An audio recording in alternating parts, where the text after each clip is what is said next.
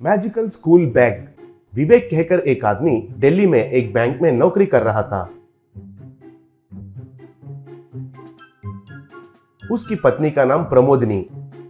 उनको मृणालिनी कहकर एक बेटी थी। मृणालिनी को सब लोग प्यार से मुन्नी कहकर बुलाते थे। मुन्नी दिल्ली में एक महंगा स्कूल में पढ़ाई करने लगी। एक दिन विवेक उनकी पत्नी से, मुझे ब्रांच मैनेजर जैसा प्रमोशन मिलकर ट्रांसफर भी हुआ है, कहा। तब प्रमोदिनी खुश होकर, मुंबई को हुआ है या कोलकाता को हुआ है, पूछी। तब विवेक, वे दोनों शहर नहीं, एक छोटा सा गांव को ट्रांसफर हुआ है, 1 हफ्ते में ज्वाइन होना है। प्रमोदिनी, वो तो ठीक है, लेकिन मुन्नी के लिए उधर अच्छा स्कूल है क्या? पूछी। तब विवेक निराश होकर, उधर तो एक ही स्कूल है, वो भी साधारण सरकारी स्कूल है, मुन्नी को उधर ही शामिल करना होगा और कोई रास्ता नहीं है, कहा। ऐसे वे उस छोटा सा गांव में आकर एक घर किराए पर लेकर उसमें रहने लगे। मुन्नी पहले दिन उस स्कूल में गई। मुन्नी के साथ पढ़ाई करने वाले बच्चे तो आर्थिक रूप से कम पैसे वाले गरीब थे।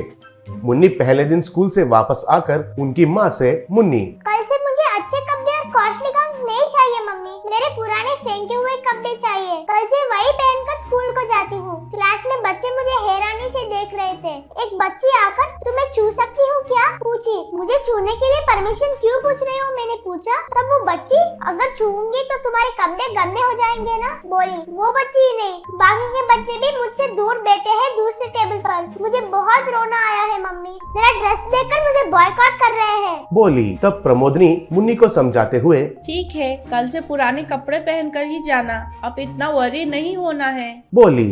अगले दिन मुन्नी जब स्कूल गई थी तब सारे बच्चे मुन्नी के पास आकर, तुम दिल्ली से आई हो ना? दिल्ली में बड़े बड़े सड़कें और बड़े बड़े इमारतें रहते हैं ना? दिल्ली में तुम हर रोज ताजमहल देखने जाती हो क्या, कहकर पूछे। तब उनका सवालों को ध्यान से जवाब देते हुए मुन्नी, ताजमहल दिल्ली में नहीं, आगरा में रहता है। कभी भी कोई रिश्तेदार आते हैं तो उनको दिखाने के लिए जाते थे, कहकर जवाब दिया। ऐसे बच्चे मुन्नी के दोस्त बन गए थे।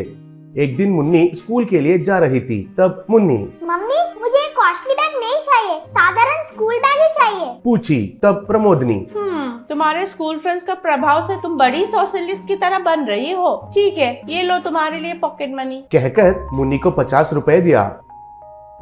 तब मुन्नी पैदल चलते हुए स्कूल जाने लगी। रास्ते में मुन्नी को एक आदमी चढ़ी वाला आइस फ्रूट बेचते हुए दिखाई दिया। तब मुन्नी, अरे वाह, चढ़ी वाला आइस फ्रूट, बचपन में मेरी दादी के गांव में खाती थी, कहकर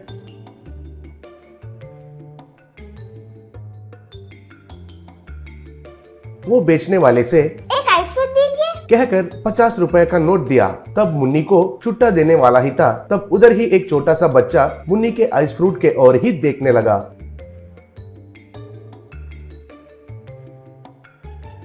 ये गौर करके मुन्नी उनका हाथ में आइस फ्रूट उसे देकर, मुन्नी, तुम खाओ, कहकर मुझे और एक आइस फ्रूट दीजिए, कहकर पूछी। तब वो आदमी मुन्नी को और एक आइस फ्रूट दिया। मुन्नी उस आइस फ्रूट को खाने वाली ही थी।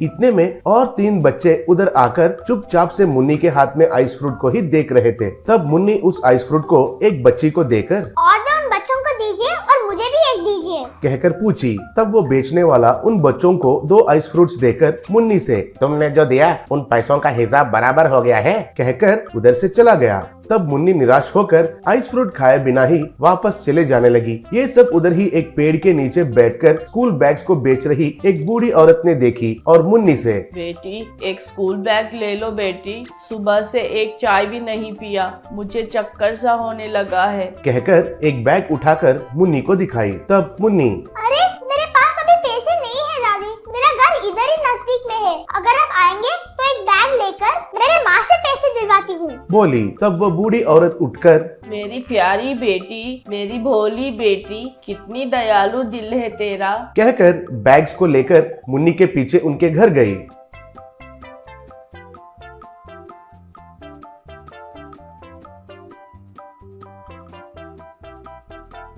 तभी घर से बाहर आकर प्रमोदिनी मुन्नी को देखकर मुन्नी से, अरे ये क्या, आज स्कूल नहीं है क्या, पूछी। तब मुन्नी, मम्मी मुझे स्कूल बैग चाहिए, जल्दी इनको पैसे दो, बेचारी सुबह से कम चाय भी नहीं पिया है, बोली। प्रमोदिनी तुरंत बैग लेकर उसके ऊपर रेट देखकर, 100 रुपये है क्या, ये लो, कहकर पैसे देकर मुन्नी को बैग दिया।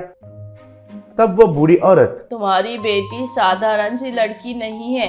इस दुनिया का पूरा अच्छाई तो तुम्हारी बेटी के पास ही है।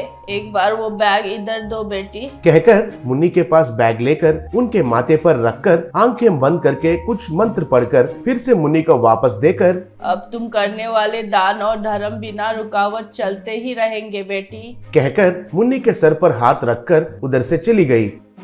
मुन्नी क्लास में बैठी हुई थी। तब टीचर, आज सब बच्चे अपने स्केच पेन से मोरनी का चित्र बनाकर उसके ऊपर निबंधन लिखना है, तैयार रहना, कहा। तब बहुत बच्चों के पास स्केच पेन नहीं था।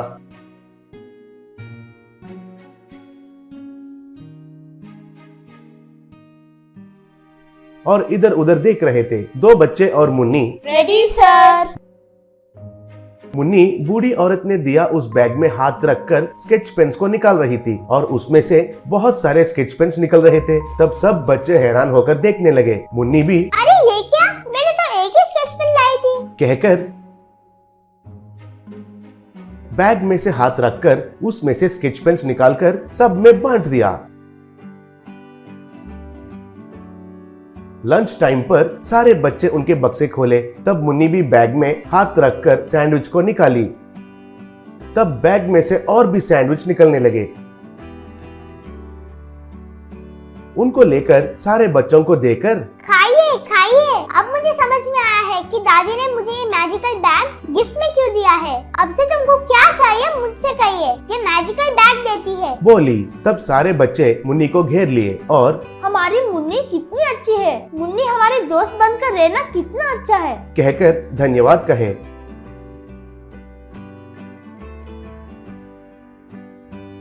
उस दिन से मुन्नी उस बैग में से बच्चे जो पूछते थे उन चीजों को निकालकर उनको बांटते हुए खुशी से रहने लगी।